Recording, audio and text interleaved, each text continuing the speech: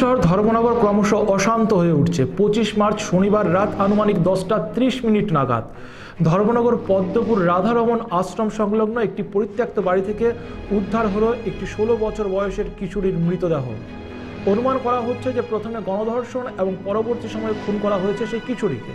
সেই কিশোরীর বাড়ি ধর্মনগর মণ্ডপপাড়ায় এবং এই গণধর্ষণ কাণ্ডের মূল অভিযুক্ত রজত তাঁতিকে ইতিমধ্যে পুলিশ গ্রেপ্তার করেছে।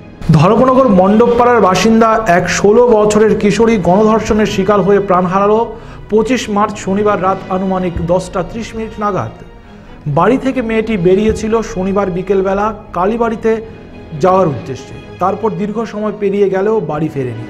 শুরু হয় খোঁজাখুঁজি, ফোন করা হয় মোবাইলে, সময় পেরোতে থাকে কিন্তু না পাওয়া যায় খোঁজ, না হলো মোবাইলে কথা।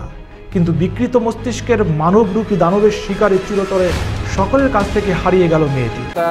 6:30 আমি ঘরে গেছি, আমি গিয়ে তার মারি গেছি, তাইটা কই কাটাইছি ওই কালী মন্দির গেছে দুপাটিম করতে। 6:30 বাজে আছে, কোনো খবর নেই। 7টার সময় একবার আমি ফোন করছি, রিং করে উঠায় না। আচ্ছা, এরপর 7:30টার পর থেকে রিং একবারে সুইচ অফ। এরপর তো আমরা দোকানে বেরিয়ে গেছে, কেউ আমার লোকের মানে স্কুটার লিয়া, দাঁড়ানো লিয়া, স্কুটি লিয়া সারা, মানে আমরা তো জানি হেদিকে গেছে, যেমন হেদিকেও কোনো অনেক বন্ধু বান্ধবের বাড়ি দেবো, এদিকে যার বাড়ি যায় সবের বাড়ির তুকাই আছে। হয়তো 10:30, 11টা, 11:30 বাজে আছে, 12:15, 11:30 সময় আইয়া কইছে ক্লাবও একটা মাত্রা আছে সাধুর ভাইয়ে, সাধুরে ফোন করে কইছে এরকম আমার কাছে যাইবো, চলো একটা ডেড বডি দেখা ওই গিয়া দেখছি। আচ্ছা, এই ছেলেটা কি আগে তো চিনতেন নি আপনারা? আমরা চিনি না, আমার মাইয়াও চিনে না। চিনে না? না, একদিন আমি দেখছি, তাই না? দেখছেন? আমি তো আমরা আলকাপুর দিকে আমার শ্বশুর বাড়িতে গিয়ে আমি যাইতেছি, আমার মেয়েটার পিছন দিকে হঠাৎ করে আমরা পিছনে বাইক লইয়া গেছে। বাইক লইয়া গেছে, যাওয়ার পরে একটা কইছে রজতনি। আমি জিজ্ঞাসি তুই কেমন আছিস? কমা ফেসবুক ফ্রেন্ড আমার কাছে, তোমরা বাড়ি আলকাপুর নিয়ে আমিও এদিকে আইতাছি। এলাকার লোকজনের সাথে কথা বলে জানা গেল এই গণধর্ষণ কাণ্ডে জড়িত মূল অভিযুক্ত পদ্মপুর হরিচাঁদ রোডের বাসিন্দা রজত তাঁতি নাকি ঘটনার পর এলাকাবাসীকে জানায়। পুলিশ তদন্তের নামে ঘটনাস্থলে পৌঁছে যায় ডগ স্কোয়াড টিম এবং বিভিন্ন তদন্ত সাপেক্ষে সেই রজত তাঁতিকেই গ্রেপ্তার করে পুলিশ। এদিকে উত্তর ত্রিপুরা জেলার পুলিশ সুপার মানিকলাল দাস জানিয়েছেন ইতিমধ্যে তদন্ত শুরু হয়েছে, একজনকে গ্রেপ্তার করা হয়েছে।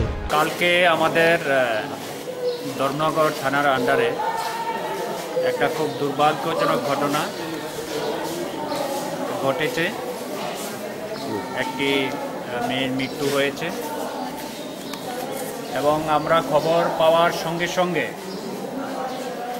আমরা ঘটনা সম্পর্কে ইনভেস্টিগেশন করেছি।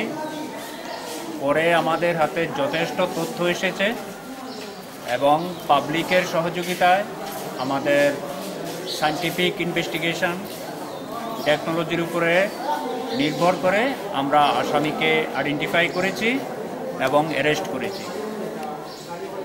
তো যথেষ্ট এভিডেন্স আছে এই আসামি ছাড়া পাওয়ার মতো। এই পর্যন্ত আমরা যেই ইনভেস্টিগেশনের স্টেজে আছি, আসামি ছাড়া পাওয়ার কোনো রাস্তা নেই। ঘটনার খবর পেয়ে ধর্মনগর জেলা হাসপাতালে ছুটে যান রাজ্যের সমাজ কল্যাণ ও সমাজ শিক্ষা দপ্তরের মাননীয় মন্ত্রী বিজিতা নাথ। দেখা করেন খুন হয়ে যাওয়া কিশোরীর পরিবার স্বজনের সাথে এবং অপরাধীদের কঠোর শাস্তির আবেদন ও আশ্বাস দেন এবং ঘটনার তীব্র নিন্দা করেন। যেটা ঘটছে এটার মতো তো জঘন্য ঘটনা হইতে পারে না এবং তাকে অলরেডি ইতিমধ্যেই চিহ্নিত হয়ে গেছে সে। এখন পর্যন্ত এসপি সাহেব যা বলেছেন যে তার আমাদের এভিডেন্স লাগে না, সবটাই সে নিজে স্বীকারও করে নিছে। অতএব আমাদের বক্তব্য হইব, সরকার তো তাই চাইতেছে এটাকে স্ট্রিক্টলি বন্ধ করতে, আইনের যত কঠিন ধারা আছে এবং তাকে যত কঠিন ব্যবস্থাপনা শাস্তি দেওয়া যায় তার উদ্যোগ নেওয়া। আর অন্যদের কাছে মেসেজ হলো এটা দেখে যেন সে সাবধান হয়, এই রকমের কাজ করলে পরে এই রকমেরই ঘটনা আমার জন্য ঘটবে।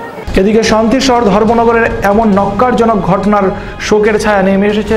বিভিন্ন রাজনৈতিক দল এবং ধর্মনগরের বিশিষ্টজনেদের উপস্থিতিতে একটি মৌন মিছিলের মধ্য দিয়ে সেই কিশোরীর মৃতদেহ বাড়িতে নিয়ে আসা হয়। ধর্মনগর প্রতিনিধির রিপোর্ট, সত্যের খোঁজে 24 ঘন্টা।